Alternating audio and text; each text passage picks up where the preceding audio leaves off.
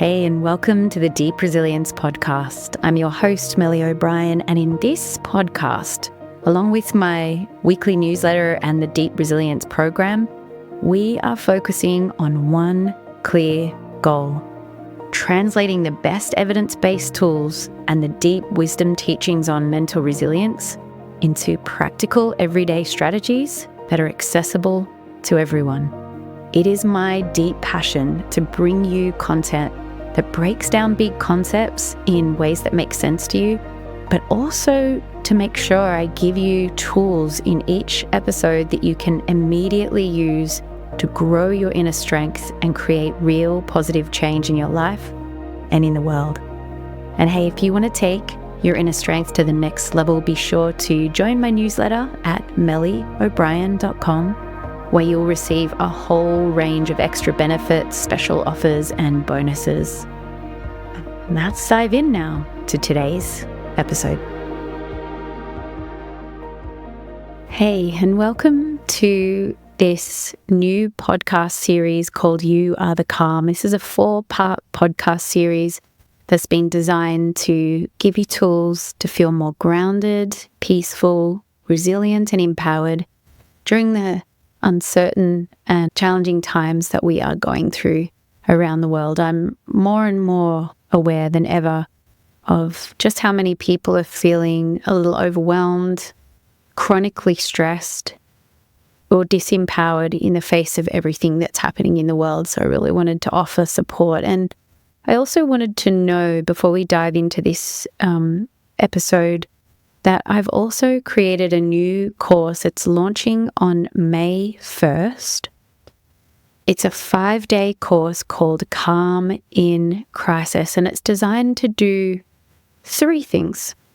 1, it's a deep nervous system and mental reset. So it's going to help you to release mental and physical tension, unwind stress and anxiety, and reconnect you to a clearer, calmer mind and body. It's also going to give you 1 evidence-based resilience tool per day, and these are in micro-learning chunks, so they're very easy to take in, digest, and employ in your life, that are really going to help you to start to feel some positive momentum, some more agency, some more confidence and control. And the third thing that the course is going to do is I'm going to be there live during this course. So you will do the pre-recorded mini lessons, 15 minutes a day, to unwind anxiety and get your tool for greater resilience. But I'm going to be there on live calls during this course to answer any questions, to give you extra support, to work through any blocks, to ensure that you really get the most out of this experience and walk away feeling rejuvenated, clear-headed, and armed with powerful new tools that will last a lifetime. There is a all questions asked guarantee on this course. So if you have a question or you get blocked, even if you can't make a live call, I will answer every single question that everybody has and make sure everybody feels supported and that they get the most out of this 5-day experience. So all the details for this are in the show notes. Come check it out. If you're feeling like you need a bit of a reset to step out of struggle and stress and reset and find your strength and confidence again to navigate forward from here, with more wisdom, more effectiveness, and more empowerment, then this course is going to be something that will really support you in doing that. I hope it's helpful. Okay, so today's episode, I'm going to talk about a foundational approach, a foundational mindset, a foundational step to dealing with any challenge, change, or difficulty or uncertainty in your life. And one of the teachers that I used to spend a lot of time with, he used to call this giving up to the truth. Now, giving up to the truth doesn't mean resignation. What he's talking about when he says giving up to the truth is the power of accepting the truth of our life situation just as it is. Because when difficult things happen in life, like there's so much in the world right now that is tricky. We have financial anxiety going through the roof. I think the American Psychological Association is saying that this is the biggest source of stress around the world right now across all demographics and age groups. Financial stress is real. The situation is absolutely real. So many of us, including myself, are having to do a lot of adapting and adjusting in the face of economic challenge and change. But one of the things that is one of my principles in the way that I teach, and if you're new to my work, you know, I talk about the ability to adopt a way of working through challenges that I call deep resilience. So when we're talking about unlocking our deepest inner strengths and our highest human potentials in the face of difficulties, we want to get very discerning about what is helpful and what is not helpful as one of our foundational tools for staying strong and clear and peaceful and wise in the face of difficulty. So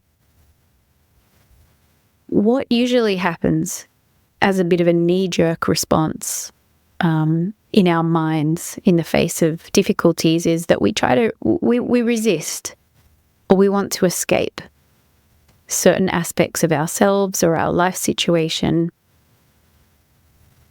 And so there's this sort of underlying rejection of life as it is in the moment. And not only does this create a lot of discord and suffering, a lot of clutter in the mind, but in fact, this cuts to the core of what much of, if not the majority of, our stress and our inner struggles come from. This is cutting to the source of so much about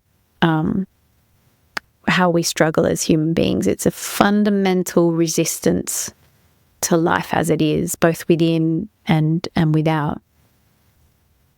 So what a more mindful, a more wisdom-based approach offers us is a way to see clearly and soften this resistance. So we can start to see how often we're trying to push away certain thoughts, certain feelings, certain experiences. And by pushing away, I mean we're struggling against them mentally. We're wishing that they were different. We're wanting things to be different than the way that they are. And when we do that, we suffer. So mindful acceptance, on the other hand, simply means you're giving up to the truth of life in that moment, no matter what it is. And when I say giving up, I mean you're giving up the struggle against life and instead giving over to the truth of life as it is. In other words, this doesn't mean you have to like what's happening. It simply means that you drop the struggle against it. You allow things to be as they are. For example, I don't like the fact that climate change is happening. And I don't really like the fact, if I'm really honest, that my body is aging. Nor do I like the fact that there are people living in poverty in this world, or that I've made mistakes in my life that have hurt people in the past. I also am not enjoying the housing instability in the place where I live. It's difficult. But the facts of life simply are what they are. And an acceptance of those facts of life can ground us actually in reality, which means we have a place of clarity to start from if we want to choose to make things better. a metaphor for the difference between acceptance and resistance is this. And just imagine that you're on a walk and unexpectedly it starts raining. Now, you can keep walking while in resistance, perhaps thinking to yourself, great, this is just what I need. Rain. This sucks. I hate the rain. And you can be in a bad mood for the rest of your walk. Or there is another choice. You can simply accept the truth of the situation. Okay, it's raining. I'm getting wet. And you can make your peace with it. Now, from that place of acceptance, when you're walking there in the rain, you can now choose perhaps to change things. Like you might decide, now that your mind is free of resistance and you can think clearly, you might think through your options. Maybe I'll seek a shelter. Maybe I'll decide to walk faster. Maybe I'll try and find some cover. Or maybe you'll just decide, well, it's fine actually to get wet. I don't mind that much. It's not so bad. Whatever you choose, though, you can do it from a mindset of acceptance. Acceptance is power because through acceptance, you can let go of the mental clutter and the emotional reactivity that mental resistance creates. And you can think things through in a more empowered, wise, and peaceful way. It's a much more life-affirming way of navigating life. And so my invitation to you today and ongoing is to see if you can start to develop this discernment, this ability to recognize, first of all, when you're not in acceptance, when you're in resistance, and to also notice the effects on your body, on your mind, and in your life. Because the more that you see clearly, this clear seeing is what cultivates wisdom. So try to first recognize exactly what it is that you're not accepting. So perhaps it's your body. Perhaps it's your partner. Perhaps it's your finances. Or you're ruminating about a mistake you made in the past or something else that is true about the world, your state of mind or the state of your life. And the simple invitation is to simply give up the fight with the way things are and see what effect it has. Because what you might notice is that it usually brings a sense of ease and softening and a clarity of mind, an uncluttering of the mind. And then, if needed, you can work with the situation instead of against it to change things for the better, right? But you can do those changes from a state of being at peace with rather than at war with the way things are. I really, really hope that this has been helpful for you. It's a practice, so it takes a little bit of discernment, it takes a little bit of practice, but whenever you notice yourself feeling reactive, overwhelmed, distressed, disempowered, pause and check in with whether or not there's some resistance there, and as best you can, again and again, keep trying to drop that struggle and remember to work with life instead of against it.